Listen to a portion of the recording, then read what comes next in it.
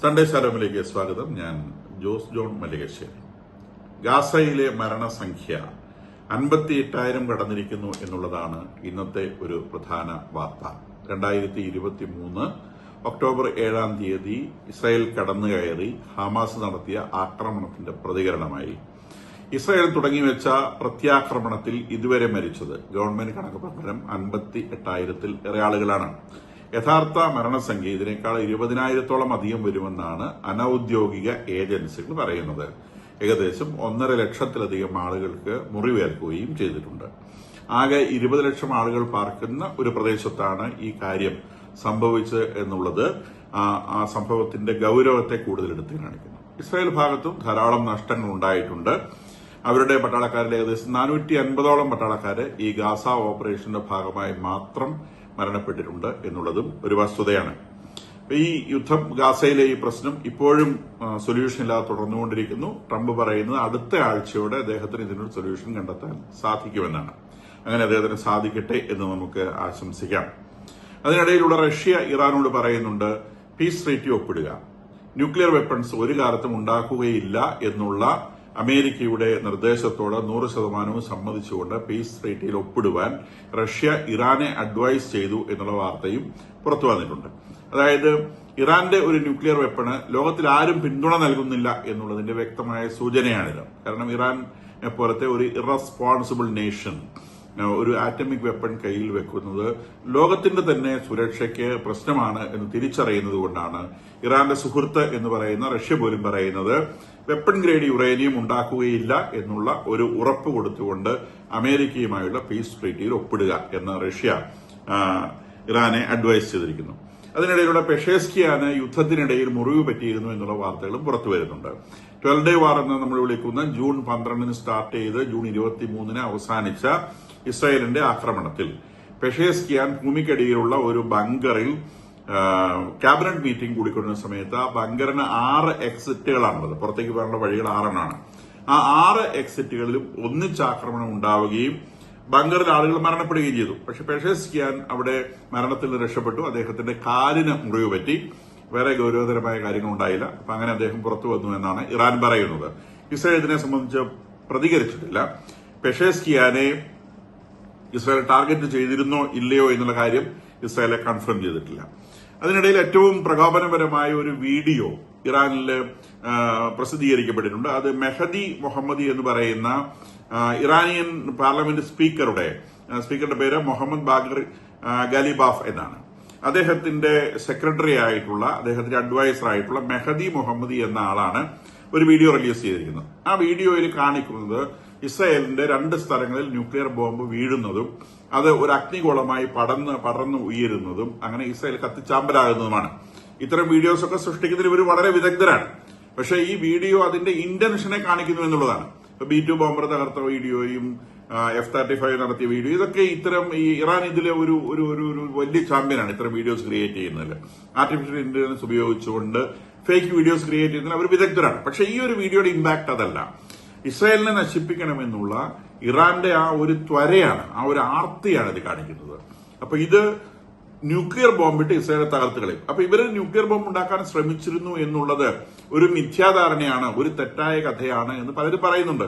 അത് തെറ്റായ കഥയല്ല എന്നുള്ളതിന്റെ ഒന്നാമത്തെ തെളിവാണിത്. ഇത്രയും ഒഫീഷ്യലായിട്ട് റെസ്പോൺസിബിൾ ആയിട്ട് പൊസിഷനിലിരിക്കുന്ന ഒരു മനുഷ്യൻ ഇത്തരത്തിലൊരു വീഡിയോ, നിശ്ചയമായും അത് അയാൾ ഉണ്ടാക്കിയതല്ല. ഇവരുടെ തീവ്രവാദ സർക്കിളുകളിൽ പ്രചരണത്തിലിരുന്ന ഒരു വീഡിയോ, ആ വീഡിയോ എടുത്ത് പുറത്തേക്കിടുക മാത്രമാണ് അദ്ദേഹം ചെയ്തിട്ടുള്ളത്. ഇത് ഇന്നും ഇന്നലെ ഒന്നും ഉണ്ടാക്കിയ വീഡിയോ അല്ല, അതൊരു പഴയ വീഡിയോയാണ്. ആ വീഡിയോയിൽ ഇസ്രായേൽ 2 സ്ഥലങ്ങളിൽ ന്യൂക്ലിയർ ബോംബ് വീഴുന്നതും അത് ഇസ്രായേൽ ആകെ കത്തിപ്പടയുന്നതും ഇസ്രായേൽ നശിച്ചു പോകുന്നതുമായ ചിത്രീകരണമാണ് ഇതിനകത്ത് നടത്തിയിട്ടുള്ളത്. അപ്പൊ ആ വീഡിയോ കാണിക്കുന്നത് ഇറാന്റെ ഇന്റൻഷൻ എന്താണ് എന്നുള്ളതാണ്. അതുകൊണ്ട് തന്നെയാണ് ഇസ്രായേലും അമേരിക്കയും ഇറാനെ ആക്രമിച്ചത്. കാരണം ഇസ്രായേലിന് ഇത് കൃത്യമായി അറിയാം. ഇത് ഇറാൻ മനസ്സിൽ കാണുമ്പോൾ ഇസ്രായേൽ മരത്തിൽ കാണും. അത് കണ്ടുകൊണ്ടാണ് ഇസ്രായേൽ ഇറാനെ ആക്രമിച്ചതും ഇനിയും വേണമെങ്കിൽ ആക്രമിക്കും എന്ന് അവർ പറയുന്നതും. അപ്പൊ ഈ വീഡിയോ റിലീസ് ചെയ്തത് ഇനിയും വേണമെങ്കിൽ ആക്രമിക്കും എന്ന് പറഞ്ഞതിന്റെ പശ്ചാത്തലത്തിലാണെന്നൊക്കെ പറഞ്ഞു നിൽക്കുന്നുണ്ട്. പക്ഷേ അവരുടെ ശരിക്കുള്ള ഇന്റൻഷൻ ഇസ്രായേലിനെ നശിപ്പിക്കുക എന്നുള്ളത് തന്നെയാണ്. നിശ്ചയമായും ഇസ്രായേലിന് ബോംബിട്ട് കഴിഞ്ഞാൽ ഇറാൻ തിരിച്ചു ബാക്കിയുണ്ടാവില്ല എന്നുള്ള ഉറപ്പാണ്.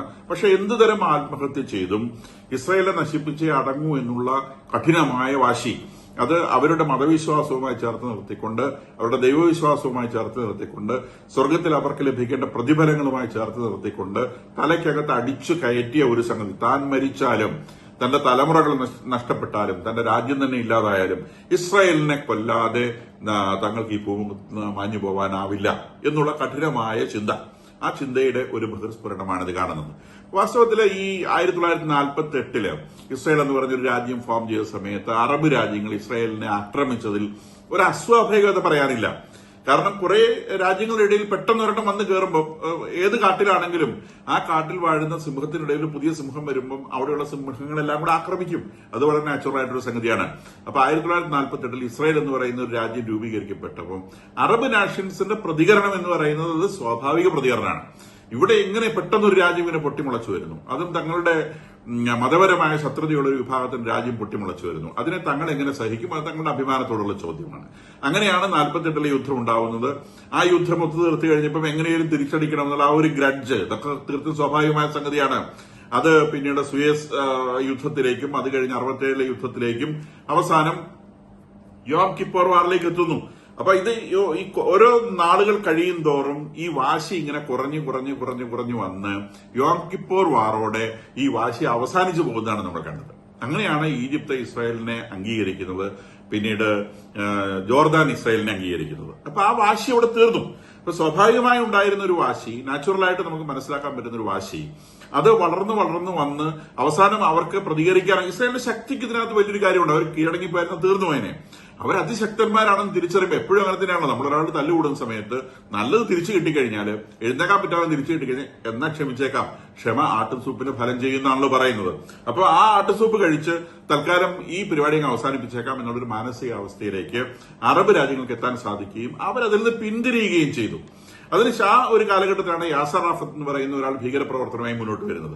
അയാൾ ഭീകരപ്രവർത്തനമായി മുന്നോട്ട് വരികയും അദ്ദേഹത്തിന്റെ അദ്ദേഹത്തിന് ചെയ്യാവുന്നതിന്റെ മാക്സിമം ചെയ്തിട്ടും ഇസ്രായേലുമായിട്ട് അദ്ദേഹത്തിന് എവിടെയും എത്താൻ കഴിയുന്നില്ല എന്ന് കണ്ടപ്പോൾ അദ്ദേഹവും പത്തിമടക്കി താഴെ വന്നു. വീണ്ടും ക്ഷമ ആട്ടുസൂപ്പിന്റെ ഫലം ചെയ്യും എന്നുള്ള തിരിച്ചറിവിൽ നിന്ന് അദ്ദേഹം ക്ഷമിക്കാനും പിന്നീട് ഒരു പരസ്യ രാജ്യത്തിന്റെ ഫോർമേഷനോടെ അത് അവസാനിപ്പിക്കുവാനും അദ്ദേഹവും ഒരു സാമാന്യ ബുദ്ധി കാണിച്ചു. ഇതിന്റെ പേര് കോമൺ സെൻസ് എന്നാണ്. നമ്മളൊരു ശത്രുവിനോട് മത്സരിച്ചു നോക്കുന്നു, നമുക്ക് കേൾക്കാൻ പറ്റാത്ത അല്ലെങ്കിൽ നമുക്ക് മുട്ടി നിൽക്കാൻ പറ്റാത്ത ഒരു ശത്രുവാണെന്ന് കരുതിയാൽ അത് കോംപ്രമൈസ് ചെയ്യുന്നു. അതിന്റെ പേരാണ് കോമൺ സെൻസ്. എല്ലാവർക്കും ജയിക്കാനാവില്ല. പരാജയപ്പെടുക എന്നുള്ളത് ലോകത്തിലെ ഏറ്റവും പ്രധാനപ്പെട്ട കാര്യത്തിൽ, അതോടെ എവിടെയും തീർന്നു പോകുന്നില്ല. പരാജയപ്പെട്ടു കഴിഞ്ഞാൽ ഓൾട്ടർനേറ്റീവ്സ് കണ്ടുപിടിക്കണം.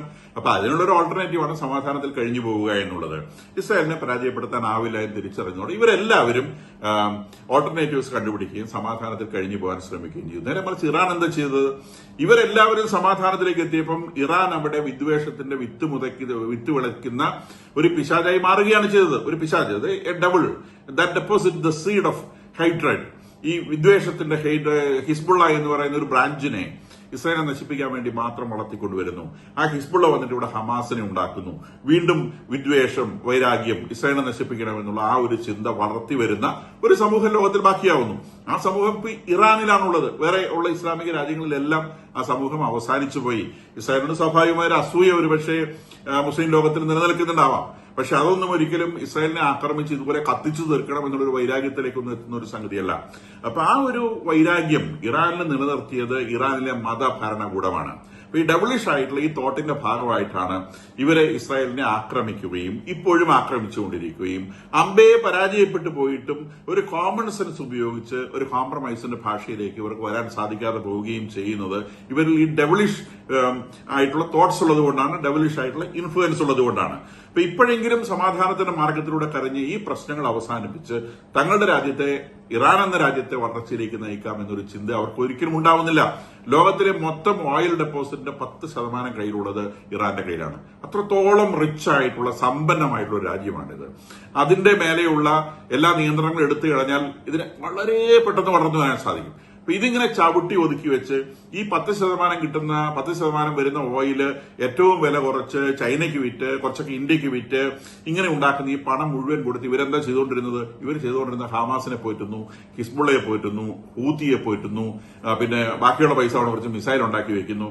പണം ഒന്നിനും അവരുടെ രാജ്യത്തെ വികസന പ്രവർത്തനങ്ങൾക്ക് വിദ്യാഭ്യാസം, ആളുകൾക്ക് വിദ്യാഭ്യാസം നൽകുക ഹ്യൂമൻ ഡെവലപ്മെന്റ് ആണ്, ഹ്യൂമൻ റിസോഴ്സ് ഡെവലപ്മെന്റ് ആണ് ഒരു രാജ്യത്തെ വളർത്തുവാനുള്ള ഏറ്റവും പ്രധാനപ്പെട്ട കാര്യം. കാരണം ഒരു രാജ്യം എന്ന് പറയുന്നത് മണ്ണല്ല, മനുഷ്യരാണ്.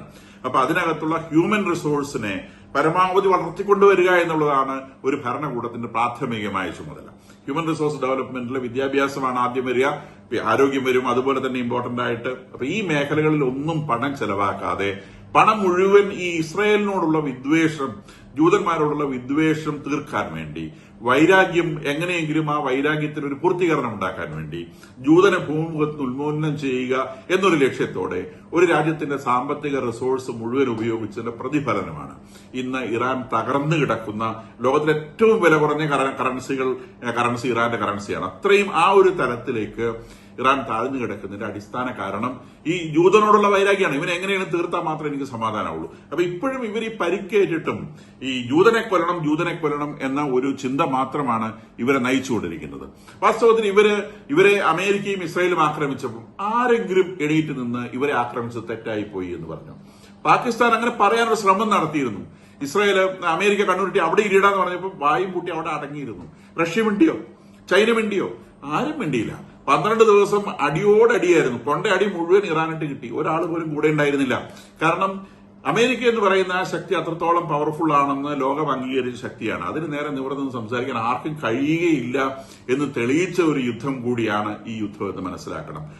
രാജ്യങ്ങൾ ചെറുതായിക്കോട്ടെ വലുതായിക്കോട്ടെ ഒരു രാജ്യവും അമേരിക്കെതിരെ ശബ്ദമുയർത്തുകയില്ല എന്ന് തെളിയിക്കാൻ അമേരിക്കയും ഇസ്രായേലിനും സാധിച്ചു എന്നുള്ളതും ഈ യുദ്ധത്തിന്റെ ഒരു പ്രത്യേകതയാണ്.